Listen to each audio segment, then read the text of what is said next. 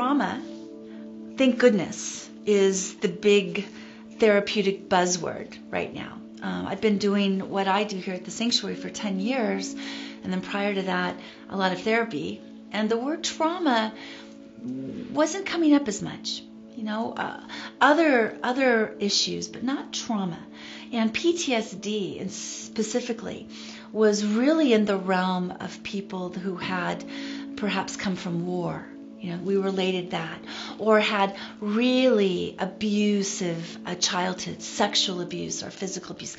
That is where the realm of PTSD lay. Well, thank goodness, from the work of remarkable people like Peter Levine, just coming to mind, as well as many other great psychologists and researchers and in the medical profession, started recognizing there's more to trauma and PTSD, which is how post-traumatic stress disorder, than that arena, that there's more to it than people that have just been in these certain circumstances. That in fact, a very large percentage, some say up to 80% of all Americans have suffered some traumatic event, have not having sustainable traumatic events in their lives. That's astounding. So then that wants the question, well, then what is it? If I haven't been to war and my home was okay, and I wasn't beaten with a stick, and I wasn't sexually abused, and yet here I am anxious, here I am easily startled, here I'm kind of stuck in a fight or flight, here I'm stuck in a very limited world. I have a lot of fear. Why? And I'm so grateful that the debate around trauma now is up. What is it? And why are so many people experiencing post-traumatic stress disorder symptomology? And why are so many of us stuck in fight or flight, and in the limbic brain? At the Sanctuary, we've spent a lot of time questioning this and being very curious about this and exploring this.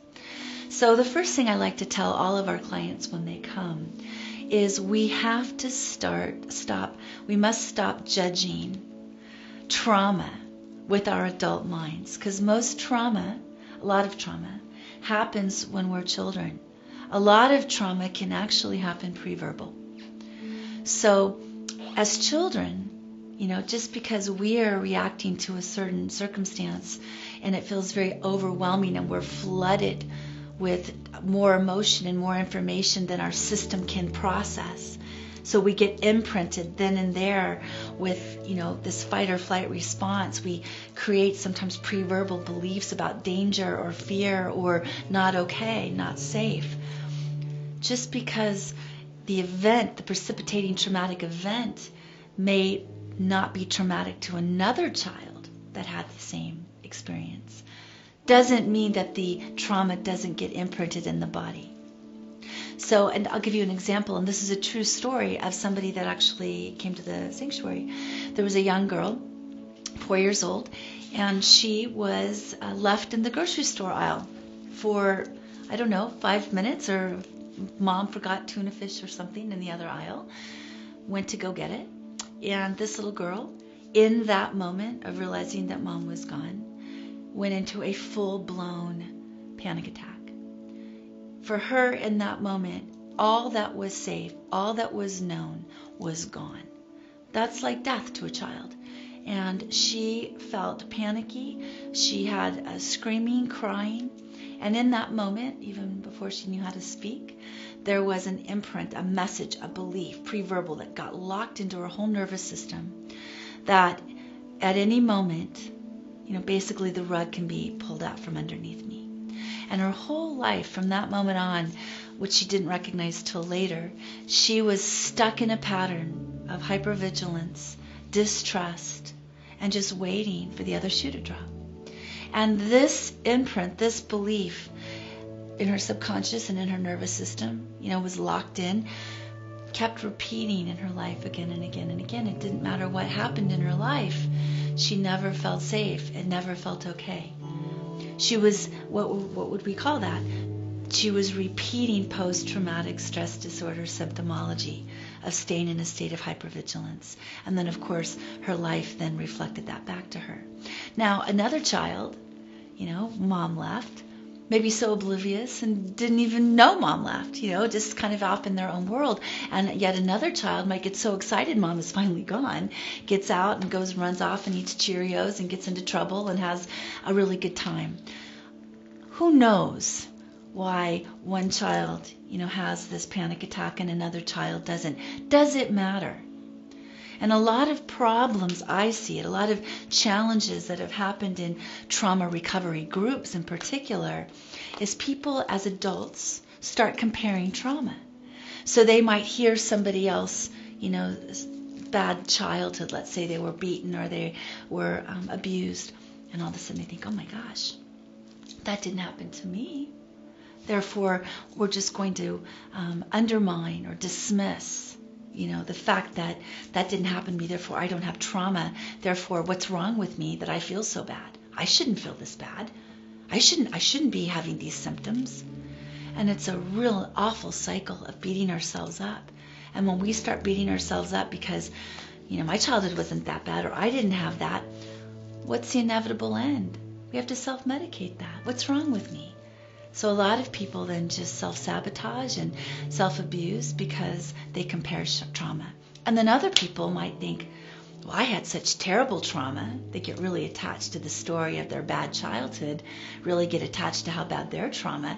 They dismiss everybody else as though they didn't really have that kind of trauma. And they're lost as well because they're stuck in the traumatic event. The traumatic event is over. Okay, that's gone. Why? So that's not the piece that we need to be spending a whole lot of time on.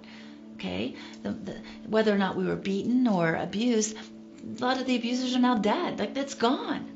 So why is it that the inner abuser is still there? Why is it that I still go into fight or flight? Why is it that I still don't trust? Why is it that I'm easily startled, that I can't sleep? Because of the belief that we created, pre-verbal or verbal, around the traumatic event, with our little child minds trying to make sense of things. Or also just the fact that it's still stored in our bodies. We haven't been able to release the trauma that's stored in our bodies.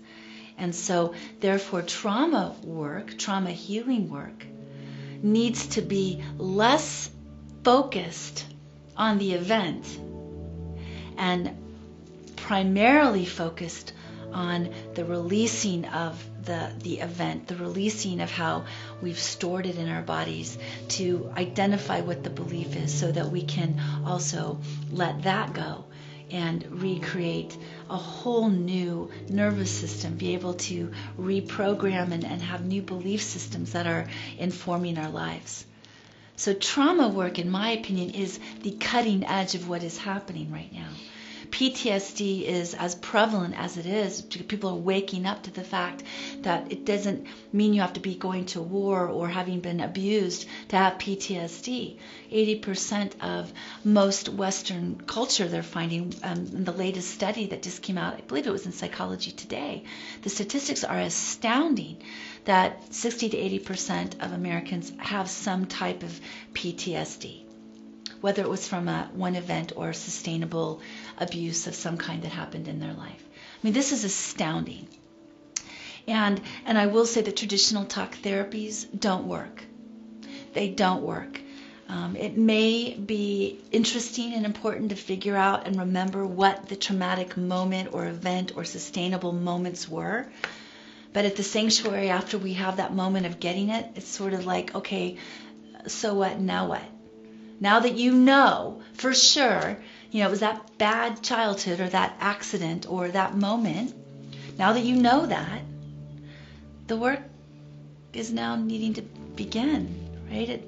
Knowing it, I wish that just knowing about our bad childhood would heal us. I think most of us would be healed by now after the years of therapy we've spent, but it doesn't work that way. We must take the journey into our bodies, and we must take the journey into our subconscious beings, and we must be able to go there in order to release all that's stored.